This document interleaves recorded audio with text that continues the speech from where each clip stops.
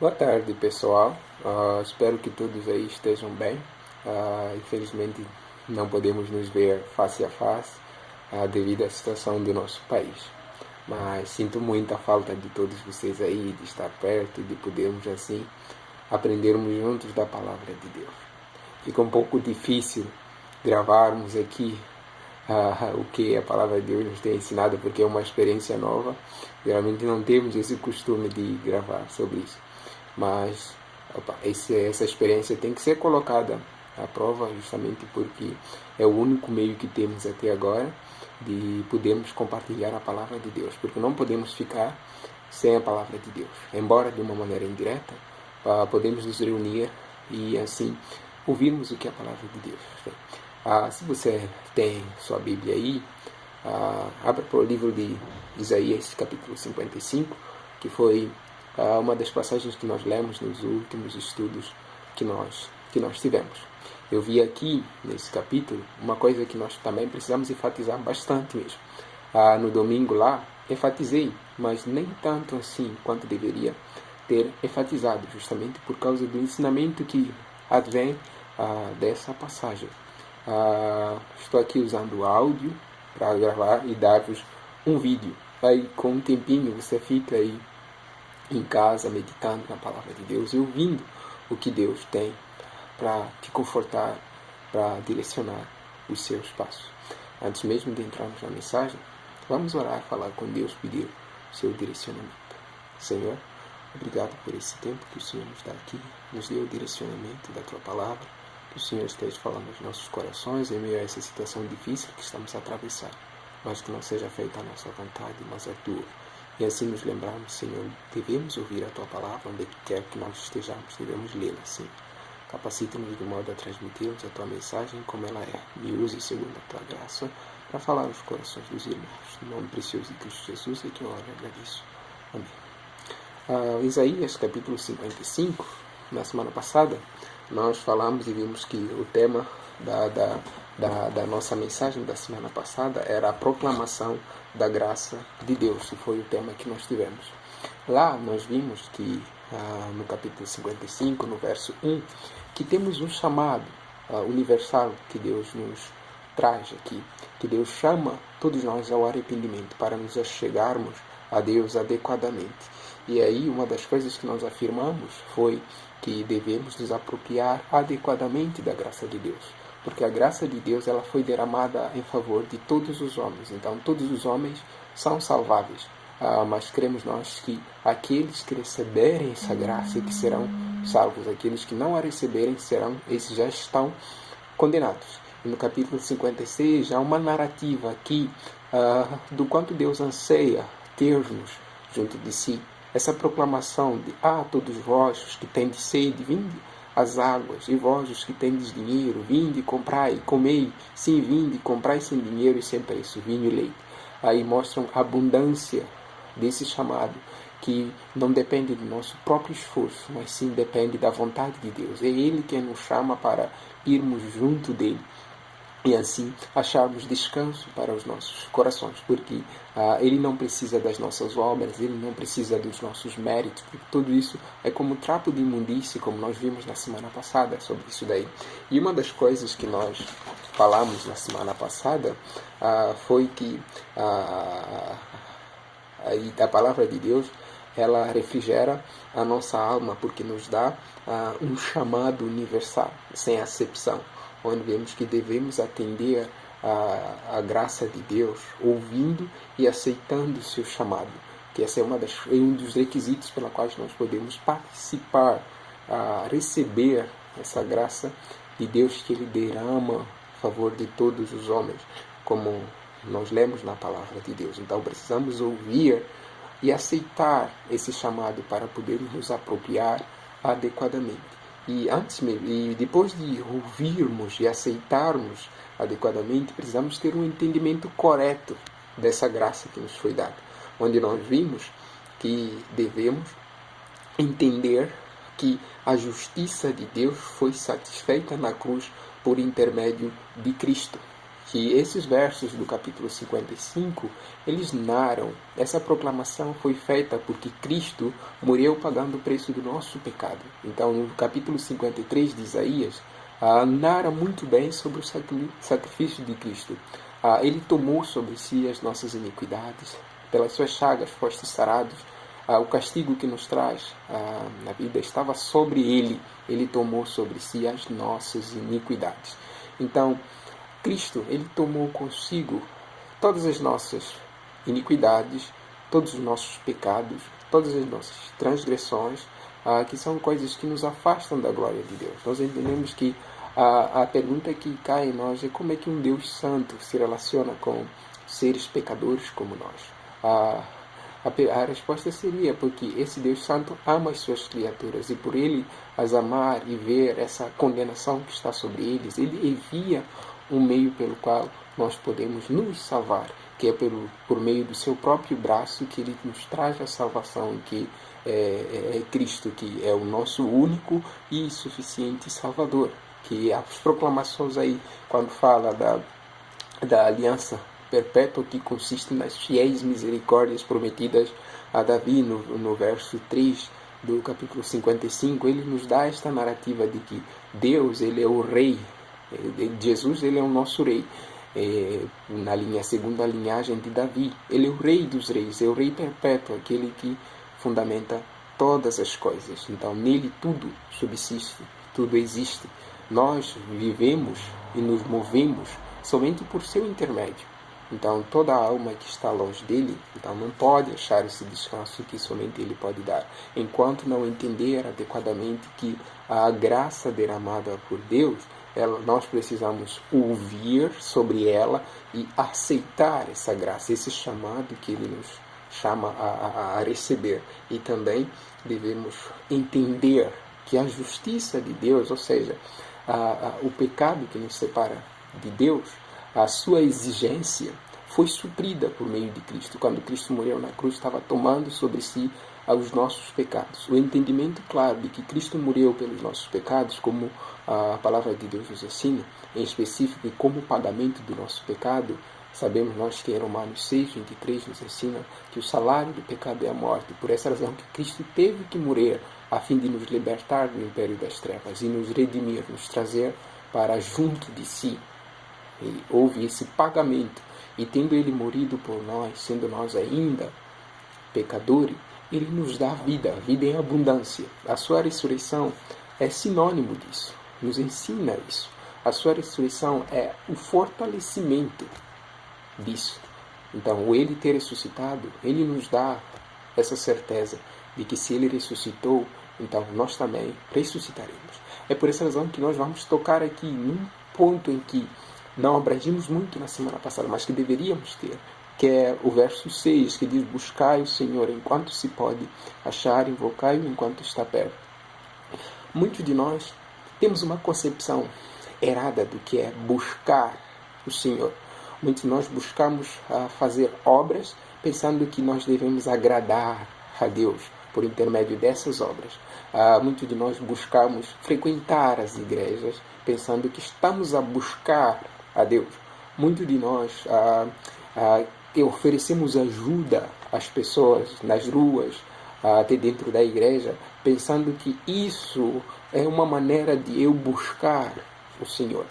Mas que esse é um entendimento completamente mundano. É um entendimento que corrompe o ensinamento das Sagradas Escrituras. Não existe nenhuma obra que nós podemos fazê-la de modo que possamos buscar o Senhor. Então não tem nada que provém de nós que sirva para buscarmos a Deus. O buscar a Deus é simplesmente por intermédio dele mesmo se deixar achar por nós. Esse capítulo 55, ele precisa ser bem entendido que há um suprimento do pecado.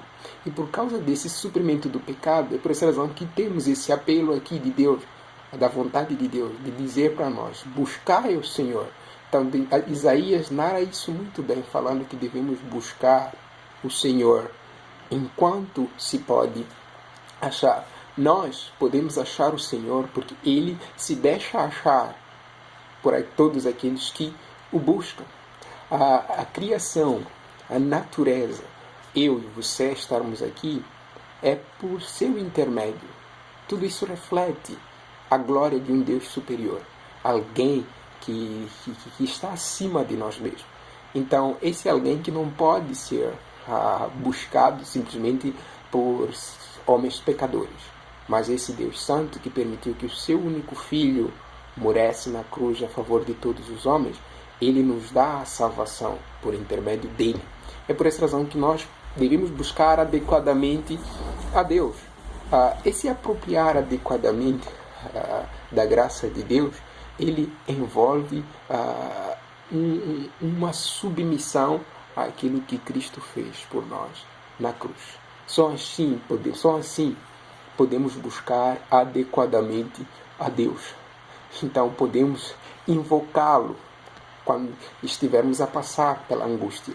Mas o primeiro suprimento que esses versículos falam, por razão que os versos subsequentes vão falar sobre deixar os maus caminhos iníquos, que aqui é um apelo à questão do homem pecador, entender que a graça foi dada por Deus em favor nosso, mas a todos quanto receberam, ele dá o poder de serem feitos filhos de Deus. E a busca a Deus, ela deve ser uma busca baseada naquilo que Cristo fez por nós na cruz. Se nós buscarmos a Deus simplesmente pelo nosso próprio mérito e não tendo o entendimento voltado para aquilo que Ele fez por nós na cruz, infelizmente estamos a arrumar para um lugar vazio. Mas, infelizmente, os nossos fundamentos não têm nenhum alicerce. Na verdade, não tem nenhum fundamento nisso daí. O fundamento de toda a raça humana é Cristo. O fundamento para termos um relacionamento adequado com Deus é Cristo. O fundamento para buscarmos a Deus quando estivermos a passar por angústias é Cristo. Como nós bem falamos no dia lá, que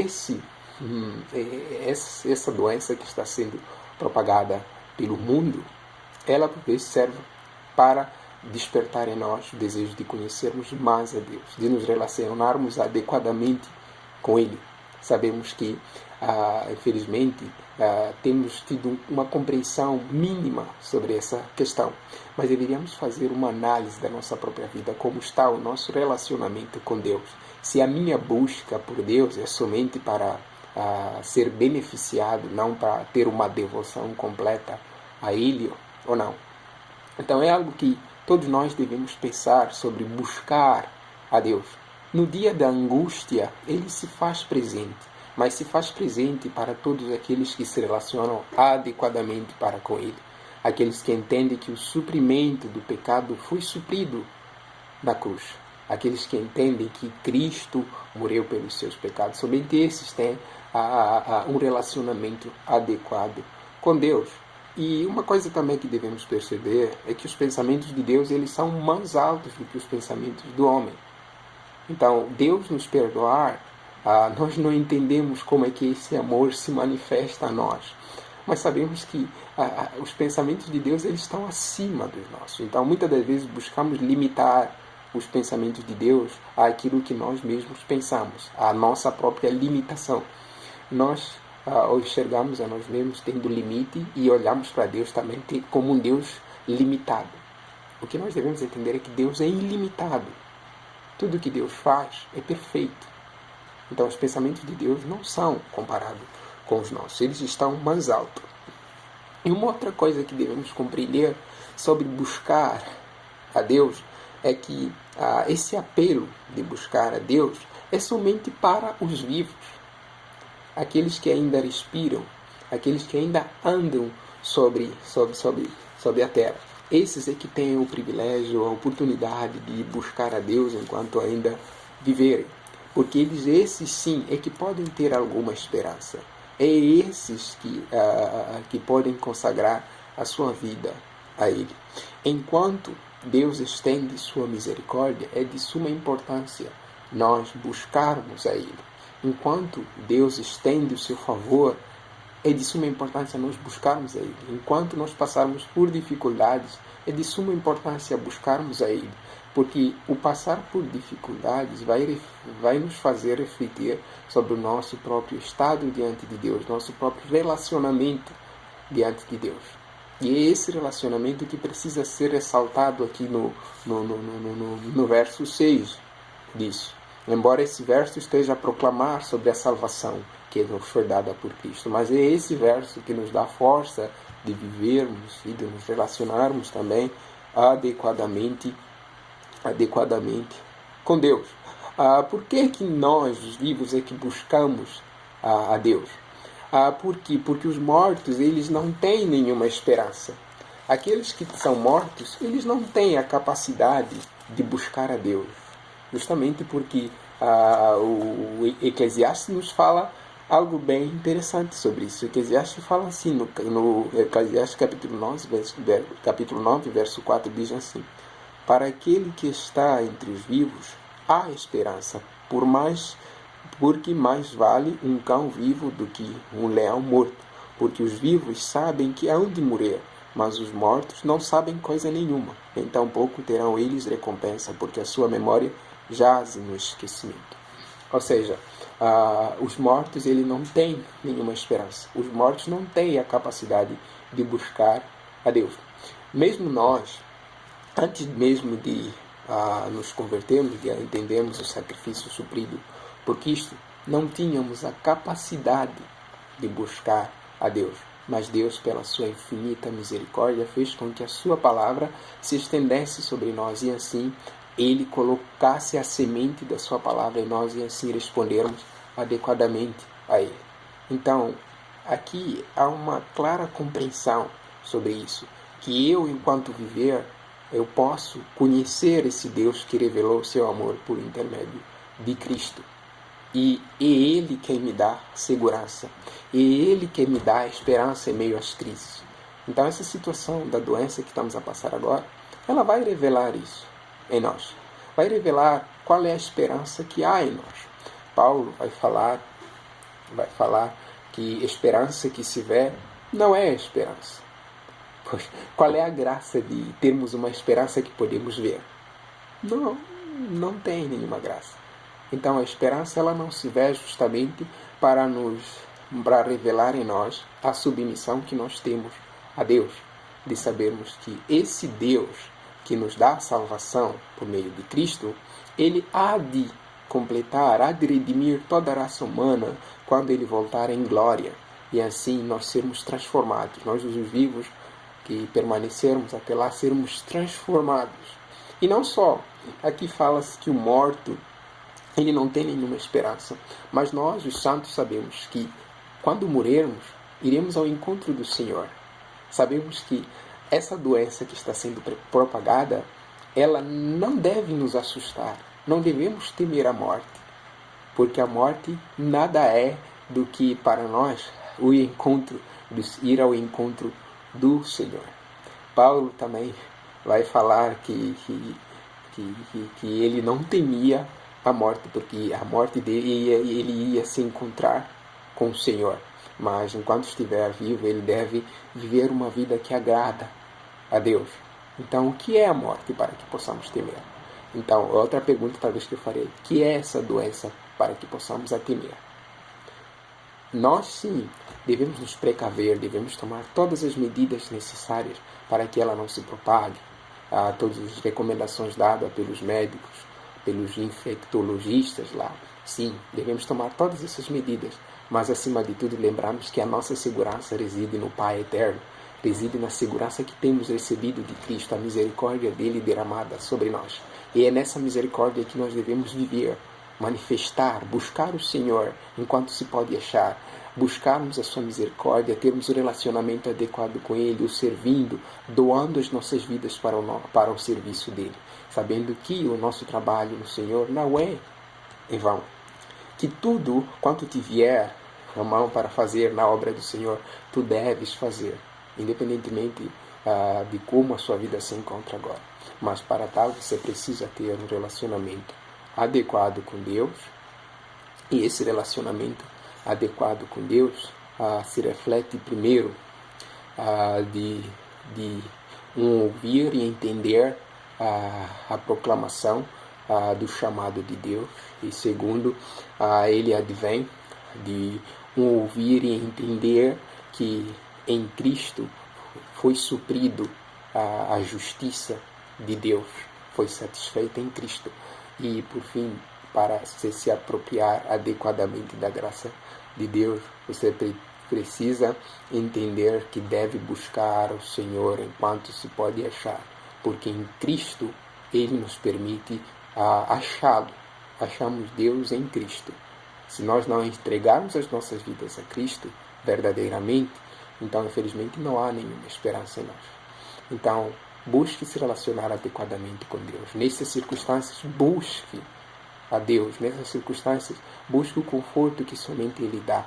Somente é essa segurança que podemos ter para nossas famílias. Então, há essa necessidade de entendermos e buscar a Deus que se reflete nas Escrituras. Enquanto nós temos esperança, sabemos que a nossa esperança está fundamentada em Cristo. Que essa seja um despertar em nós do quanto necessitamos de conhecer a Deus, do quanto precisamos buscar ter tempo a sós com Deus, crescer na sua palavra.